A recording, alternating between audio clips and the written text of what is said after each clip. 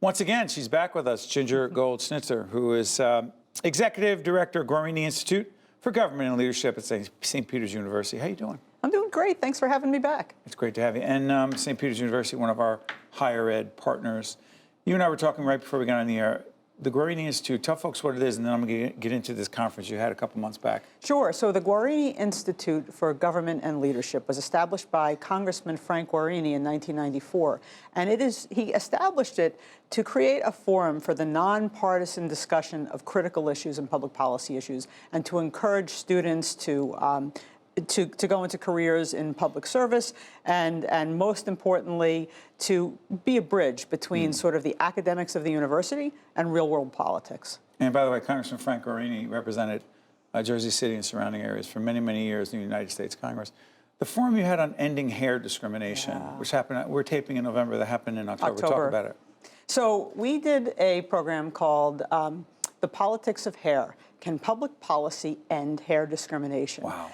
Now, you might remember there was a story, a little... The wrestler. Yeah, the wrestler, yes. A year ago, right? A 16-year-old wrestler from South Jersey goes to his wrestling match. He has dreadlocks. The ref gives him 90 seconds to either forfeit the match or cut his hair. And they cut his dreadlocks in a crowded gym. One of the coaches cut the hair, I think. Right. Well, it wasn't the coaches. Yeah, right. One of the coaches cut the hair in a crowded gym. The kid wrestles the match. He humiliated wins, that kid. But he was miserable. And so Senator Cunningham...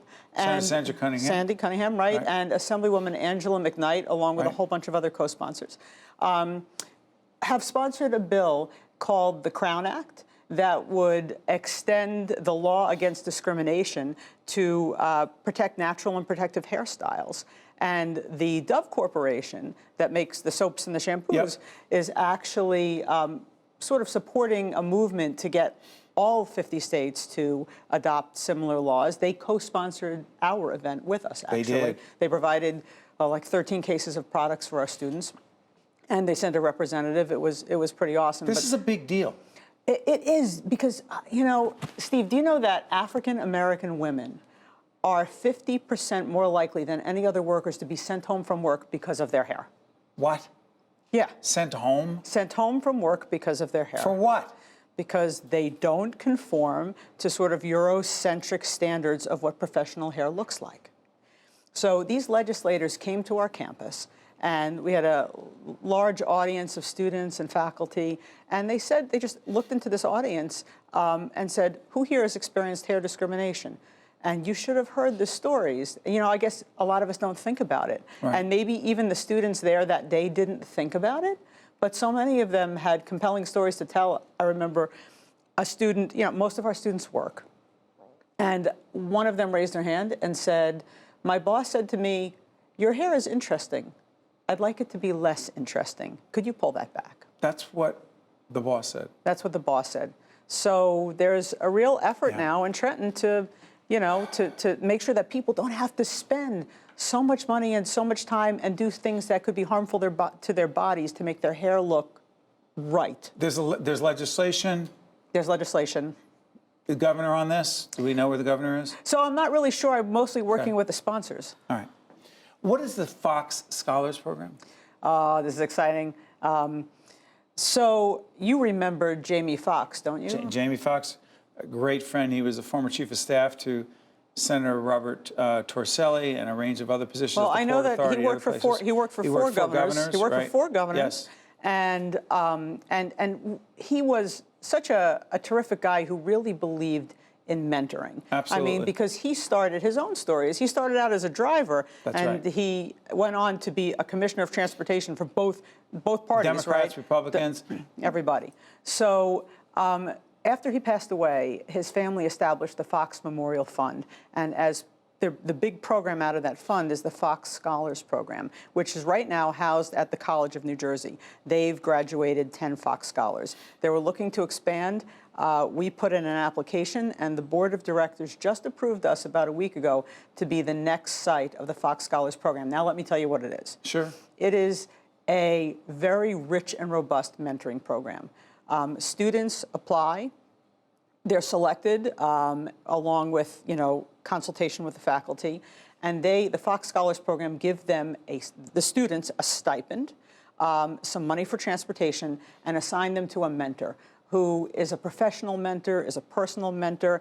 The program's for a semester, but ultimately these folks end up sort of being lifelong mentors for these students. Are these mentors in government? So these mentors could be in government, they could be in advocacy. I know that in the previous classes of Fox Scholars have had like lobbyists be mentors. The most important thing is that these mentors are helping to establish a network for people who may not have the network to easily achieve a career in public service or public administration. They don't have the contacts. Right. And so this is somebody to get to know them, to help them know what they need to do to get a kind of career, and to build the people around them, the support around them to make it happen. It's funny, for those of us who knew Jamie Foxx for so many years, if Jamie had a title, it would just be Jamie Gets Stuff Done. Yeah. Jamie would always get stuff done, and you're right, he mentored a lot of other folks. Before I let you go, I'm curious about this. Last time you were here, we talked about tone and tenor, national politics. Yes. Worse? It's hard to imagine. I could not, you know what? We talked about at the 4 time months I thought ago. it would work. Yes, worse. Worse? Worse. The conversation hasn't improved because, you know what, we're lacking empathy in politics. And I think that we need to, I don't know how you bring civility back, Steve, but I know it begins with real conversations, not conversations meant to get ratings or to cause more division. Yeah, that's why we're here. It's tough. That's why this conversation is going on, and I appreciate what you're doing. Ginger Gold Schnitzer is Executive Director of the Guarini Institute for Government and Leadership at St. Peter's University. Good to see you, my friend. Thank you, Steve. Great to be here. Always civil. Yeah, thank Always you. thoughtful. Be right back. Oh, no, we won't be back. Next week we'll be back. See you then. I'm Steve Adubato. Thanks. State of Affairs with Steve Adubato is a production of the CAUCUS Educational Corporation.